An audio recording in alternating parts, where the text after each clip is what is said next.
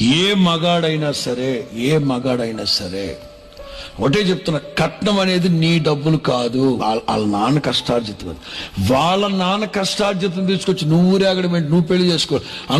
అంతగా డబ్బు లేనాడు పెళ్లి మానుకో, ఆడంబరాలు మానుకో. దమ్ బిర్యానీ పెట్టాలనుకున్నావా? మానే, పులిహోర పెట్టు, లేదా పిండా కూడు పెట్టు. అడిగేది ఎవడరా నిన్ను? పెళ్లికి వచ్చినాడు ఎవరు నీకు ₹1 ఇచ్చేసి వెళ్తాడా? ఆడపిల్లను బాగా చూసుకోలేనివాడు పశువుతో సమానం. అంటే బ్రతుకు తినమలంటే దాన్ని పోషించాలి కదండి. దాన్ని పోషించడం ఏంట్రా? సరే, దాన్ని పోషించడానికి ₹1,00,000 కట్నం తీసుకున్నావు. 70 ఏళ్ల పాటు నీకు బట్టలు ఉతికి అన్నం పెట్టి నీ కాళ్ళు నొక్కి నీ పిల్లలు కానీ నీ ఇన్ని చేస్తే మరి అమ్మాయికి జీతం మరి ఎన్ని కోట్లు ఇవ్వాలరా? ఎన్ని కోట్లు ఇస్తే రుణం తీర్చుకోగలవు? మగాడు ఆలోచించాలి సమాజం. నీకోసం నే వేచున్నా.